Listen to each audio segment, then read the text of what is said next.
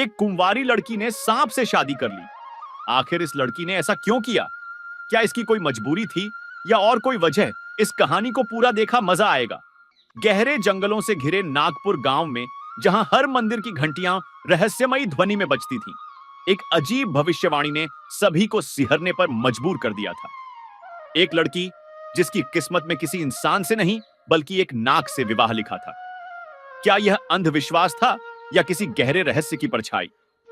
क्या नंदिनी का भाग्य उसे विनाश की ओर ले जाएगा या यह एक प्रेम की अनोखी दास्तान बनने वाली थी?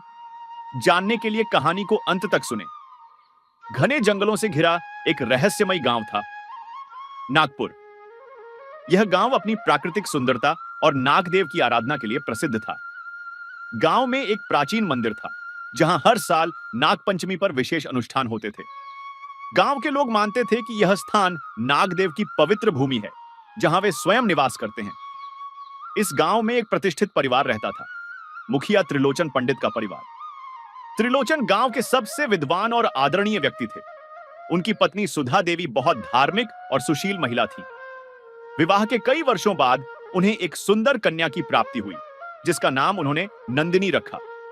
नंदिनी के जन्म के समय आकाश में विचित्र बादल छा गए थे और मंदिर की घंटियां बिना किसी के बजाय स्वतः ही बज उठी थीं। यह देखकर गांव के बुजुर्गों को लगा कि यह कोई साधारण कन्या नहीं, बल्कि कोई विशेष भाग्य लेकर आई है। नंदिनी जब 5 वर्ष की हुई, तब एक दिन गांव में एक रहस्यमयी सिद्ध तांत्रिक आया। वह लंबी जटाओं वाला, लाल वस्त्रधारी, रहस्यमयी शक्तियों से युक्त व्यक्ति था। उसने गांव में प्रवेश करते ही कहा, इस गांव में एक कन्या है जिसका भाग्य सबसे अलग है। उसकी नियति एक सामान्य मनुष्य से नहीं बल्कि स्वयं नागराज से जुड़ी हुई है। उसकी शादी किसी इंसान से नहीं होगी, वह स्वयं नागराज की वधू बनेगी। उसकी इस भविष्यवाणी से पूरा गांव स्तब्ध रह गया। कुछ लोगों ने इसे अंधविश्वास माना, लेकिन मुखिया त्रिलोचन और उनकी पत्नी को गहरी चिंता ने घेर लिया। वे नंदिनी से अत्यधिक प्रेम करते थे और किसी भी प्रकार के अनहोनी से उसे बचाना चाहते थे। समय बीतता गया और नंदिनी एक सुंदर, बुद्धिमान एवं कोमल हृदय की युवती में परिवर्तित हो गई। उसकी बड़ी बड़ी कजरारी आंखों में एक अजीब सा आकर्षण था जो किसी को भी मंत्रमुग्ध कर सकता था। परंतु जब वह 18 वर्ष की हुई तो उसके साथ अजीब घटनाएं घटने लगीं। नंदिनी को हर रात एक ही सपना आता। एक विशाल काला नाग उसके चारों ओर कुंडली मारकर बैठा है और उसकी आंखों में झांक रहा है। नाग की आंखों में भय या क्रूरता नहीं थी, बल्कि एक अजीब सी करुणा थी, एक अजीब सा प्रेम जो नंदिनी को विचलित कर देता। सपने में नाग धीरे धीरे उससे कहता, नंदिनी, समय आ गया है। तुम मेरी हो और मैं तुम्हारा हूं। हर रात यही सपना आता और हर सुबह नंदिनी बेचैनी से जाग जाती। उसकी आंखों के नीचे गहरे काले घेरे पड़ने लगे। वह दिन भर खोई खोई रहने लगी।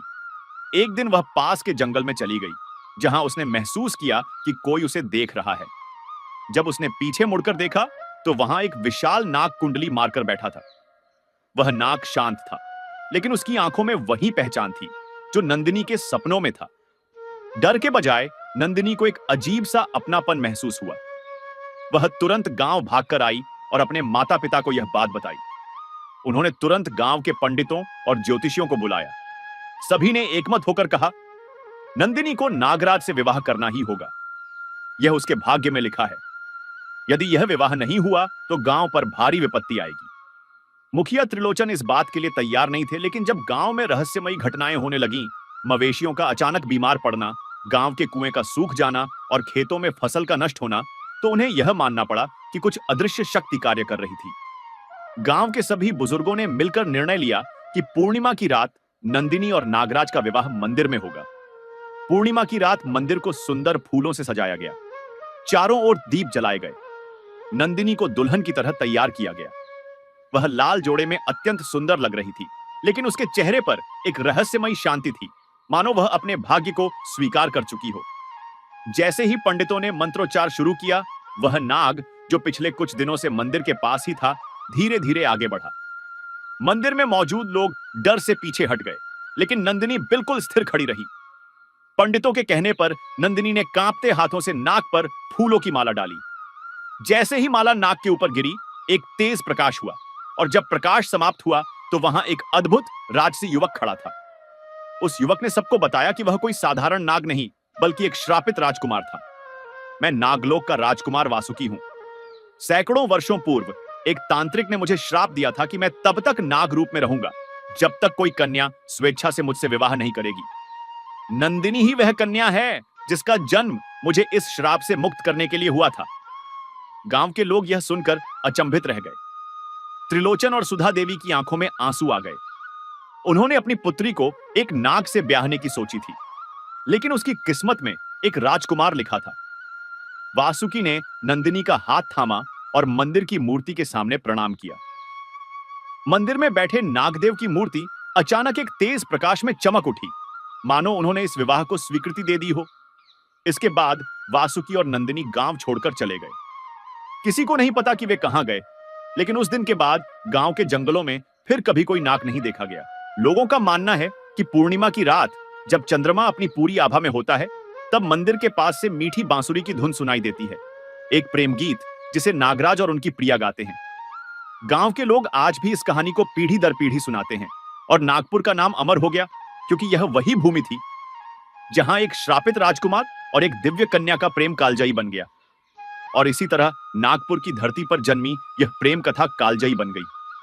कहते हैं आज भी पूर्णिमा की रात मंदिर के पास से बांसुरी की मीठी धुन सुनाई देती है, मानो नागराज और नंदिनी अपने प्रेम गीत गा रहे हों। अगर आपको यह रहस्यमयी कहानी पसंद आई तो वीडियो को लाइक करें और हमारे चैनल को सब्सक्राइब करें, ताकि हम आपके लिए ऐसी ही और दिलचस्प कहानियां ला सकें।